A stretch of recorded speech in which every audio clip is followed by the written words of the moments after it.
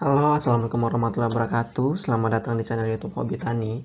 Jadi pada video kali ini Hobi Tani akan membahas mengenai penyakit patek. Sebelum video kita mulai, kita dengarkan dulu intro berikut ini.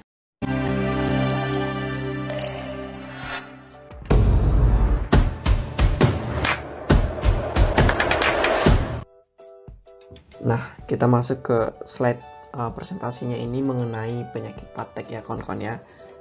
Mengenal penyakit patek. Nah, apa itu patek? Patek atau penyakit antraknosa merupakan salah satu penyakit utama yang dapat menyebabkan turunnya produksi cabai.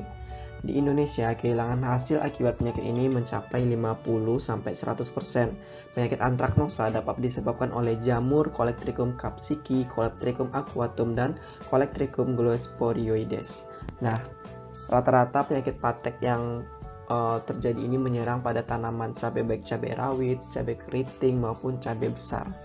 Nah, patek yang menyerang pada tanaman cabai ini sangat-sangat merugikan karena dapat menurunkan hasil panennya 50-100%. Nanti kita lihat juga kasus mengenai serangan patek ini di Indonesia ya kawan-kawan ya. Kita lanjut. Kenapa patek itu bisa terjadi atau penyebab terjadinya patek pada cabai? Yang pertama itu karena kondisi cuaca. Nah, penyebab patek pada cabai bisa dikarenakan jamur yang bernama Cleosporium atau Colectrichum. Hampir semua jamur akan tumbuh pada tempat yang lembab dan kotor. Begitu juga dengan jamur yang satu ini, yaitu Cleosporium dan Colectrichum. Nah, yang kedua itu adalah jarak tanam yang terlalu rapat. Jarak tanam yang terlalu rapat pada tanaman cabai terutama di musim penghujan dapat menyebabkan tingkat kelembapan yang tinggi sehingga jamur akan senang untuk tumbuh di sana. Apalagi pada saat musim penghujan, ketika kita menanam tanaman cabai, jaraknya terlalu rapat, nah itu sangat berpotensi timbulnya penyakit patek. Yang ketiga itu kondisi media tanam yang tidak ideal. Nah, media tanam yang kita gunakan untuk pembibitan atau lahan sebagai tempat kita menanam tanaman cabai itu harus, kalau dapat itu dia harus steril, karena misalnya yang sebelumnya sudah ada jamur atau patek yang menyerang di sana, karena kita pengen nanam berulang lagi atau karena pengen cepat nanam lagi, jadi kita langsung ganti, kita tanam ulang. Nah, itu dapat menyebabkan nantinya spora atau jamur-jamur patek yang sebelumnya itu dapat juga menyerang kembali tanaman cabai kita yang akan kita tanam ulang ini, atau yang kita tanam baru begitu. Jadi solusinya misalnya kalau lahan kita bekas patek atau ada serangan patek, kita diamkan dulu, kemudian kita lakukan nanti yang namanya itu penyemprotan dengan menggunakan berbagai agen hayati. Nanti kita bahas juga. Kita lanjut. Gejala serangan patek. Nah, gejala serangan patek diawali dengan adanya bintik-bintik kecil berwarna kehitaman seperti ini ya. Di sini ada gambarnya. Dan sedikit melekuk pada permukaan buah. Nah, gejala lebih lanjut, buah mengkerut, kemudian kering, membusuk, dan jatuh. Bercak berbentuk bundar atau cekung dan berkembang pada buah yang belum dewasa, matang dari berbagai ukuran. Nah, seperti ini ya kawan-kawan ya.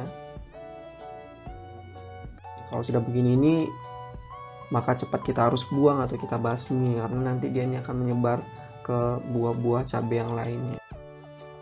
Nah, ini adalah kasus patek di Indonesia. Nah, kasus patek di Indonesia ini terjadi pada tahun 2020 di lokasi Karangkalasan, Tirto Martani, Kalasan, Sleman, Yogyakarta. Nah, serangan jamur patek ini menyebabkan hasil panen menurun drastis. Dari biasanya dalam 1000 meter lahan petani seharusnya mampu memanen cabai rawit sebanyak 3-40 kg, turun menjadi 5 kg. Nah, itu berapa puluh persen menurunnya panen petani akibat serangan patek ini.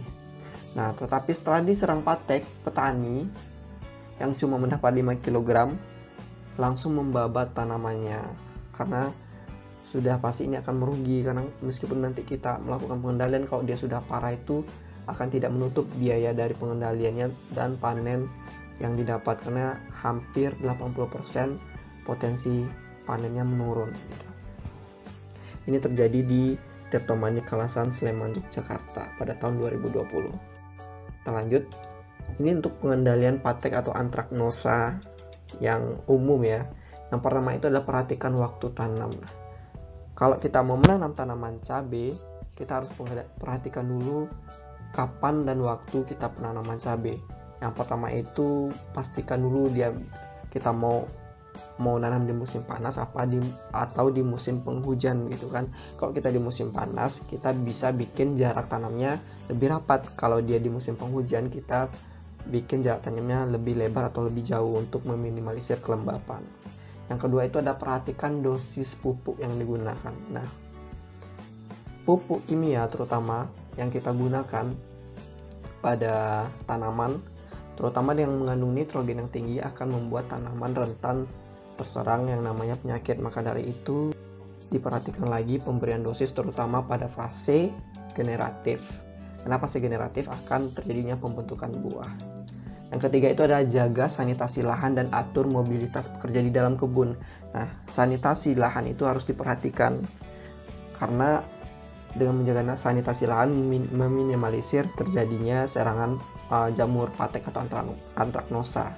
Nah, kemudian kita harus mengatur mobilitas ini perpindahan pekerja di dalam kebun, karena pekerja di dalam kebun juga bisa membawa spora atau jamur dari patek tersebut. Misalnya dia dari suatu lahan yang terkontaminasi patek, kemudian masuk ke lahan kita untuk memetik tanaman cabai, dan itu akan langsung bersentuhan dengan buah cabai. Nah, disitulah bisa terjadi perpindahan jamur patek atau antraknosa tersebut. Jadi kita harus lebih memperhatikan lagi, misalnya kalau ada pemanen cabai atau pemetik cabai, agar nanti memastikan bahwa dia tidak membawa jamur atau spora dari kebun atau tempat lain begitu.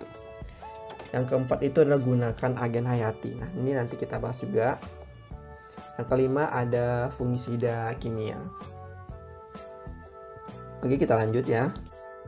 Nah, untuk rekomendasi agen hayati ini ada Trichoderma dan Glycladium. Nah, dua-duanya ini adalah jamur yang bersifat antagonis untuk melawan penyakit-penyakit, terutama seperti penyakit patek. Ini bisa disemprot atau dispray, atau bisa dikocorkan juga, atau bisa kita campurkan ke media tanam melalui kompos, atau langsung kita aduk dengan tanah gitu untuk medianya.